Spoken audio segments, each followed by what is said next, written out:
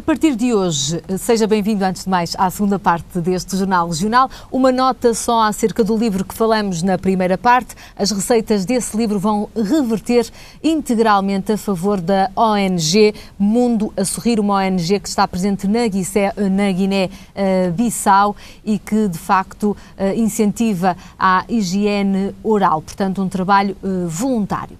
A partir de hoje, o IPO do Porto passará a chamar-se de Instituto Português de Oncologia e Esperança do Porto. O nome vai ser alterado no dia em que este Instituto de Oncologia celebra 40 anos de existência. A ideia é dar um cunho positivo à data. A esperança por detrás da mudança de denominação do Instituto estendeu-se ainda à decoração do interior do espaço. O gesto simbólico vai ser oficializado esta tarde numa cerimónia durante a qual serão atribuídas bolsas de investigação para este ano. Ao todo serão distinguidos 6 projetos ligados a trabalhos de avanços nas áreas da mama, próstata, colo retal e células dendríticas, no valor de 300 mil euros.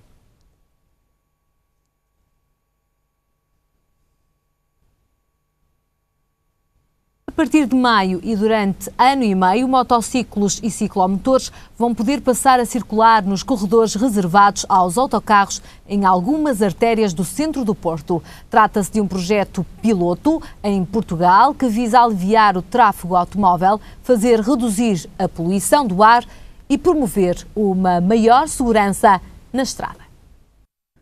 No pavimento lê-se Buzz, mas a partir de maio e por um ano e meio a faixa vai estar aberta ao trânsito de motociclos e ciclomotores.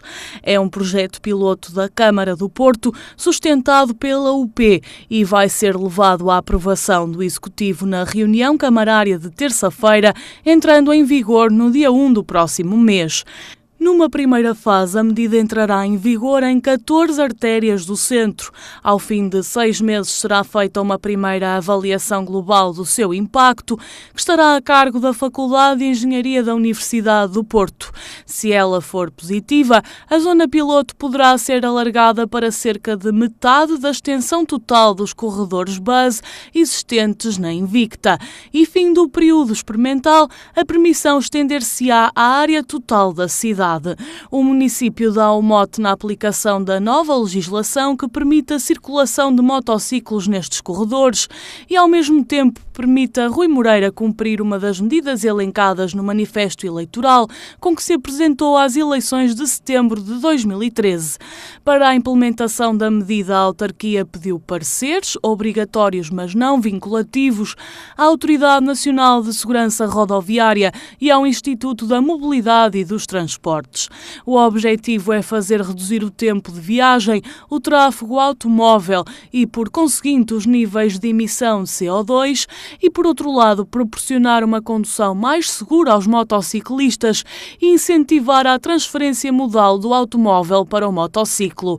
A zona onde arrancará desde já este projeto, escolhida segundo critérios previamente definidos, inclui as zonas do Bonfim, de Fernandes Tomás, Sá da Bandeira, Formosa, Camões, António Luís Gomes, da Trindade, do Clube dos Fenianos e a dos Heróis e dos Mártires de França. As restantes artérias contempladas são a Avenida Fernão Magalhães, o Campo 24 de Agosto, a Praça da Liberdade, a Avenida dos Aliados e a Praça General Humberto Delgado. Arranca amanhã o Torneio Internacional de Handball. A jornalista Carla Rodrigues foi conhecer os últimos preparativos de uma prova que vai reunir centenas de atletas no Concelho de Gaia. Vai decorrer aqui em Vila Nova de Gaia até domingo, precisamente entre os dias 18 e 20 de abril, num pequeno interregno desta Páscoa, o torneio internacional de handball, denominado Handgaia 14, com os padrinhos oficiais deste torneio, Mick Schubert e Luís Santos. Aqui ao meu lado tenho, portanto, o vereador da área do desporto, Dr. José Guilherme Aguiar. Dr. José Guilherme Aguiar, viva para a RTV, umas breves palavras em relação a este campeonato que vai ser levado a efeito, portanto, até ao próximo domingo. Bom dia. É um torneio muito interessante. É um torneio que durante muitos anos foi organizado e foi uma imagem de marca, quer do Vila Nova de Gaia, quer do Futebol Clube de Gaia.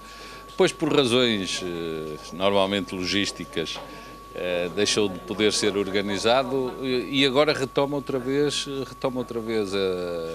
a sua organização com o mesmo nome, é o Ano de Gaia. E indiscutivelmente é uma prova que nos agrada sobremaneira, porque vai ocupar muitos jovens vindos de Vila Nova de Gaia, vindos de outros lugares, vindos inclusivamente da Galiza, e por isso é um convívio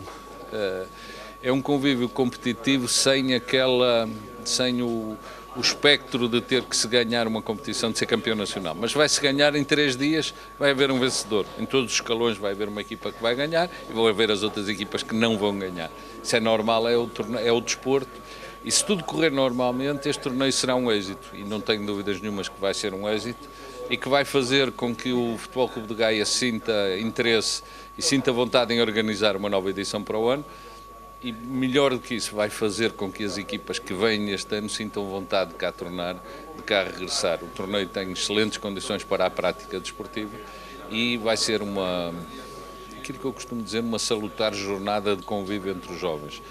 E nestas coisas às vezes acontece que aqui nestes 3 dias se constroem sólidas amizades, conhecimentos que depois duram para uma vida inteira. Espero que também isso aconteça e se isso acontecer, então o pleno está atingido. Como vereador da área do desporto, já agora, como vê o desporto mesmo a nível local e nacional? Principalmente esta modalidade, o handball.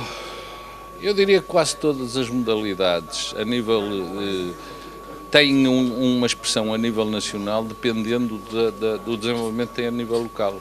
Porque eu costumo dizer que se não fossem as autarquias e o desenvolvimento desportivo em Portugal era uma utopia. Porque o Estado assumiu que a prática desportiva era um desígnio de todos, por isso era um princípio constitucional, um direito de todos os cidadãos. Ao fazê-lo, assumiu a responsabilidade desse mesmo desenvolvimento, percebeu que não percebia nada e por isso atribuiu isso às federações, aos clubes, porque são os clubes a gênese de toda a prática desportiva, e às autarquias. Os princípios legais dizem sempre que é o Estado, as autarquias e as regiões autónomas, mas fundamentalmente foram as autarquias que contribuíram localmente, dentro das suas áreas de intervenção, para o desenvolvimento desportivo, e por isso nós vemos, sobretudo na área da formação, mais do que na área do chamado alto rendimento e até mais do que a questão profissional, porque isso já ultrapassa para a prática desportiva, começa a ser um espetáculo e por isso começa a ser outra entidade. Nós apoiamos muito a prática desportiva porque nós achamos que o desporto é uma forma de fazer crescer e nascer novos cidadãos com princípios que às vezes só mesmo o desporto é que consegue dar e consegue ensinar, e por isso o desporto é uma forma de desenvolvimento também da própria juventude e da própria sociedade, naturalmente. Dr. José Guilherme Aguiar, uma última questão, já agora. Foi um desportista em tempos, por isso é vereador da área do desporto, na Câmara Municipal de Vila Nova de Gaia? Eu fui desportista, não sei se é por essa questão, fui desportista e durante muitos anos, aliás até muito tarde, e também intervim em muitas áreas do desporto, sobretudo fui dirigente desportivo também e tentei ajudar a fazer alguma coisa, e daí que o desporto seja para mim uma atividade extraordinariamente interessante e que eu considero que é um dos baluartes da própria sociedade. Por isso, ao ser vereador do desporto, estou a tentar dar a minha ajuda. Muito obrigada pelas suas palavras para a RTV, uma santa e feliz Páscoa também. Igualmente. Muito obrigada, Sr. Dr. José Guilherme Aguiar, também a falar. José Guilherme Aguiar, então, aqui em entrevista à jornalista Carla Rodrigues, que foi ver os últimos preparativos para este torneio que tem início amanhã, sexta-feira. Prolonga-se então até domingo. O vereador do Desporto aqui a ressalvar a importância do desporto nas autarquias e também, como era de esperar, na saúde dos jovens atletas. Nós agora seguimos com o comentário habitual da quinta-feira, hoje com César Oliveira. César, seja muito bem-vindo a este comentário Delfina. de quinta-feira. Boa tarde. Obrigado. Vamos começar por falar do 25 de Abril. Vamos começar por falar do novo veto às palavras dos militares de Abril no Parlamento. Como é que tem acompanhado toda esta situação, César? Olha, eu antes de mais quero dizer que o 25 de Abril é uma festa para os portugueses, não é? Foi a restituição da liberdade de expressão, nomeadamente, e se calhar a atribuição de condições de igualdade que ainda estão longe de ser atingidas, mas que os capitães de Abril deram aos portugueses, restituíram aos portugueses. E como tal, por essa razão e por outras, objetivamente, o papel dos militares na defesa do país, na própria instituição que é Portugal, merecem, para mim, muito respeito, muito apreço e muita consideração. Isto é uma questão. Outra questão é, naturalmente, o que se pretende. Está-se a celebrar 40 anos, não? Mas para o ano é 41 e o ano passado foi 39. Daqui a 10 anos são 50.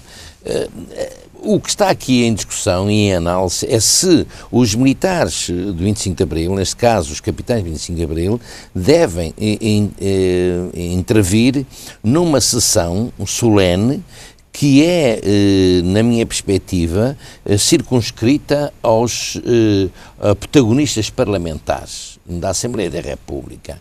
E nessa circunstância, na minha opinião, independentemente de seus 40 aos 39 aos 50, os militares ou outros... bom, porque é que não ando falar os ex-presidentes da República, por exemplo, que são pessoas importantíssimas e que tiveram um papel preponderante na República e na instauração e na próprio desenvolvimento da democracia, porque é que não ando falar? Porque não ando falar outras personalidades que foram constitucionalistas e foram pessoas importantíssimas para a consolidação da democracia em Portugal. Quer dizer, acho que se fugirmos deste quadro que é o âmbito do Parlamento, não faz realmente sentido os capitães de Abril estarem a intervir especificamente sobre essa matéria. Então porquê é que todos os anos há uma insistência para que haja um discurso? Porque, Delfina, é assim, nem tudo se mistura à política ou um pouco aquilo que é os objetivos dessa mesma instituição. E a Associação dos Capitães de Abril tem sempre uma intenção que eu acho saudável, atenção, eu acho saudável, mas de ter um papel fiscalizador daquilo que é a democracia em Portugal. Ora, eles não têm esse papel. Quem tem esse papel são os deputados da Assembleia da República, são as forças políticas que são eleitas pelo povo que têm esse papel de fiscalizador. Portanto, mas eles mantêm esse propósito, querem acarinhar cada vez mais a menina dos olhos deles e eu se estivesse no lugar deles, se calhar também faria a mesma coisa, quero dizer, mas não me parece que seja normal ou regular esta insistência. Parece-me até normal, por exemplo, se eles querem fazer um ato público e que querem também, nesse ato público, proferir as suas opiniões ou não sei quê, num local que, no caso concreto, está previsto o Largo do Carmo, que é emblemático nessa matéria, já não me parece mal, sinceramente. Desde que sejam cumpridas as regras da democracia e da liberdade e o respeito pelos órgãos que estão legalmente instituídos no Parlamento e no Governo, desde que haja respeito, toda a gente tem que ter liberdade de expressão. E parece-me que isso é normal que tenham uma iniciativa própria em relação a essa matéria. Misturar é que não me parece tão bem. Eu quero dizer isso ainda a propósito do seguinte: eu acho como as declarações da Sra. Presidente da República, da Assembleia da República, em determinadas circunstâncias, a semana passada, pareceram-me, eu senti-me um pouco envergonhado, sendo um cidadão de um país, quando a Presidente da Assembleia da República profere aquelas palavras da forma como as proferiu. E fiquei zangado. Não foi com ela, fiquei zangado com o país por ter uma Presidente da Assembleia da República que tenha tido faltou sensibilidade ou tato. Mas quero dizer ao mesmo tempo agora que vejo com muita agradabilidade e fiquei aliviado, fiquei satisfeito, fiquei confortado quando a Presidente da Assembleia da República, percebendo se calhar essa situação, teve a humildade de ir pedir uma audiência à Associação 25 de Abril, ir lá visitá-los e falar sobre essa matéria com naturalidade, dizendo-nos de uma forma urbana o que sentia, mas com este tato que ela tomou, que foi singelo, mas com grande objetividade, de alguma forma desculpou as palavras menos... a semana passada redimiu. Portanto, eu fico feliz por isto ter acontecido e naturalmente saúdo a senhora Presidente da Assembleia. Da mesma maneira que saúdo também a postura dos capitães de Abril. Também não fecharam portas. Não fecharam portas e veja como receberam a Presidente da Assembleia da República de uma forma agradável, respeitosa, o Sr. Tenente-Coronel Vasco Lourenço, ou Sr. Coronel Vasco Lourenço, que é o Presidente da Associação, foi cortês, foi simpático, sereno, e outros capitães de Abril que estavam presentes tiveram um acolhimento muito urbano, muito elevado, que também é agradável para nós sentirmos que são pessoas com sentido de responsabilidade e quando as coisas estão tratadas, isto é mais um exemplo para nós todos, quando as coisas são tratadas com urbanidade, a diplomacia acontece e os entendimentos, os consensos. Os consensos César, acontecem. Vamos falar da saúde agora. No próximo ano o Governo está a ponderar, o Ministério da Saúde, uma sobretaxa sobre produtos com elevado teor em sal e também açúcar, para além do tabaco e do álcool. Já ouvimos o Ministro da Saúde dizer que tanto o álcool como o tabaco ainda são muito baratos em Portugal e por isso vai querer encarecê-los já no próximo ano, assim como estes produtos. São medidas que podem olhar pela saúde dos portugueses, nomeadamente hipertensão, diabetes, estou-me a lembrar de algumas doenças associadas ao excesso do consumo de sal e também de açúcar.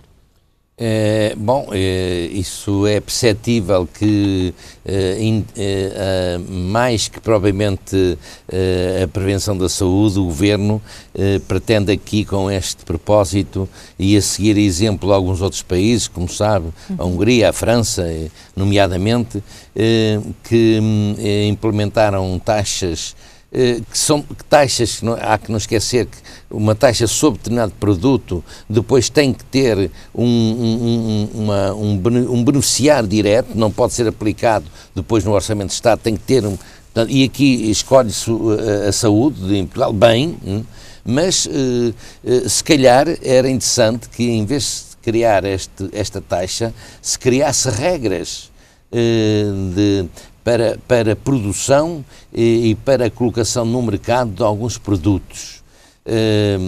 Portanto, limites de sal, limites de açúcar. Limites de sal, limites de açúcar, limitações dos estes ou os aqueles, não é?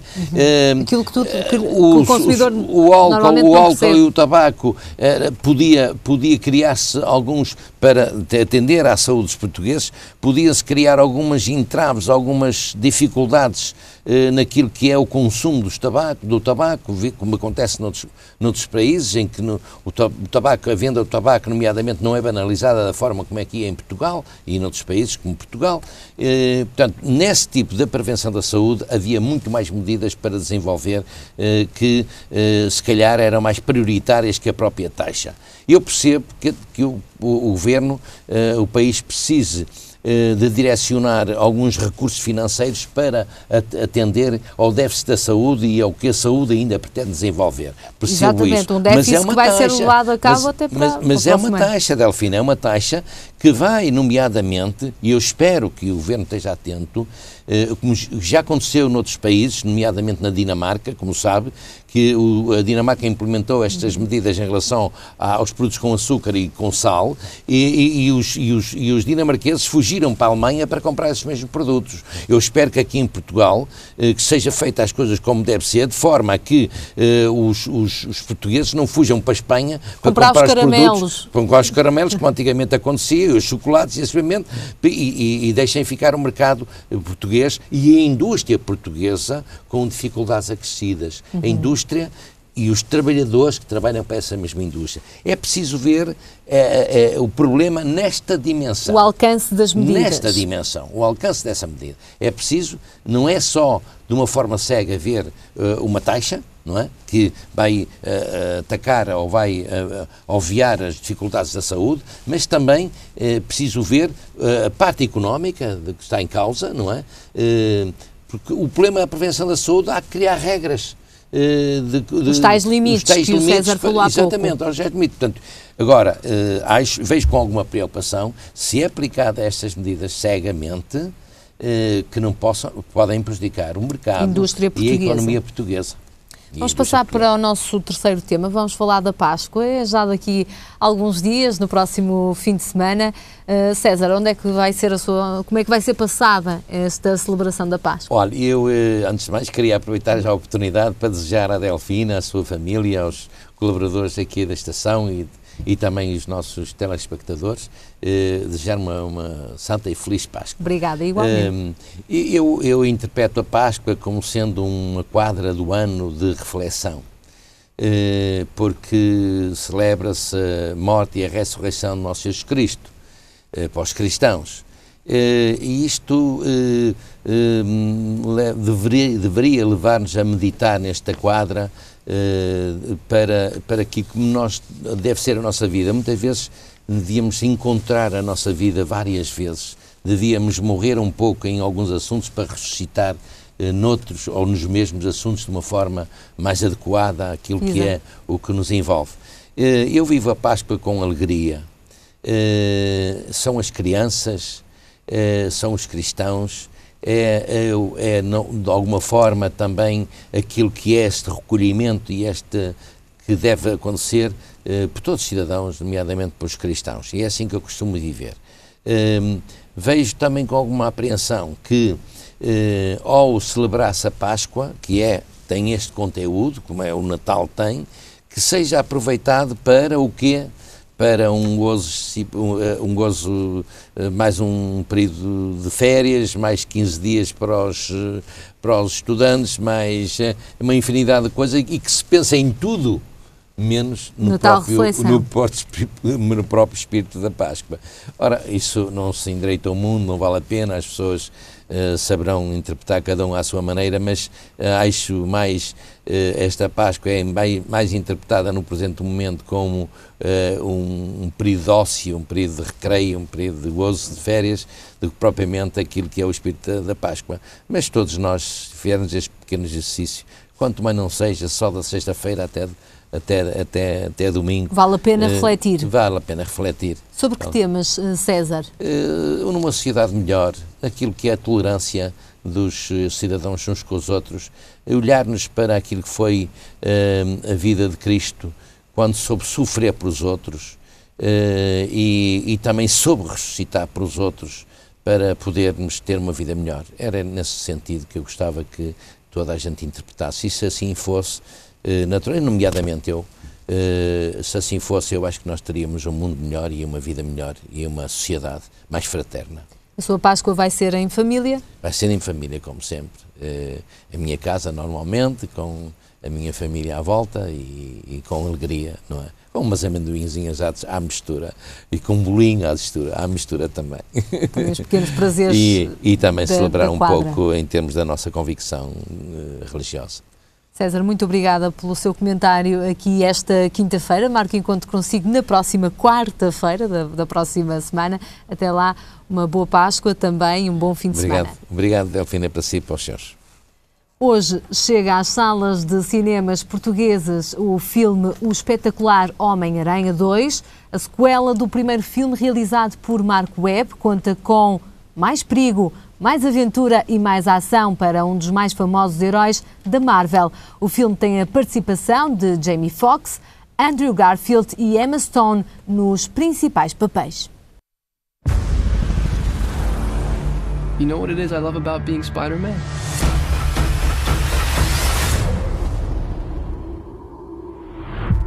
Everything.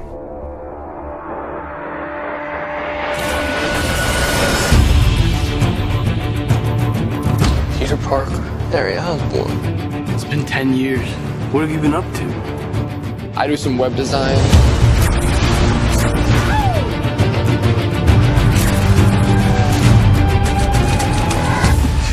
Nice arm. It's just the wrist, just on the wrist, buddy. Peter, you're gonna want to see this. Oscorp had you under surveillance. Why? Isn't that the question of the day? Nothing is what I thought it was. I once told you that secrets have a cost. The truth does too. My name is Richard Parker. I have discovered what Oscorp was going to use my research for. What is all this? The future. We have plans for you, Peter Parker. You wanted to be the hero. Need a hand? Now you gotta pay the price. We have the power now. We can change the world. Then let's go catch a spider. I made a choice. This is my path.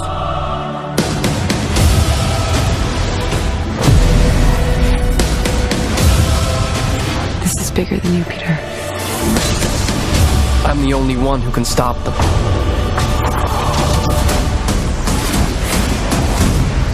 I'm Spider-Man.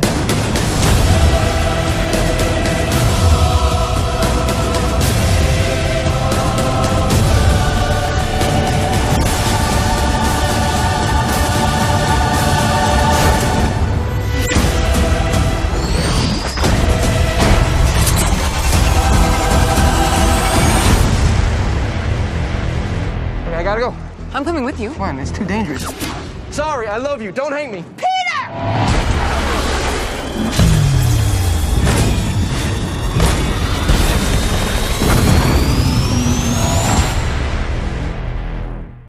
A partir de hoje, nas salas de cinema nacionais. E agora, as previsões do tempo para amanhã, sexta-feira.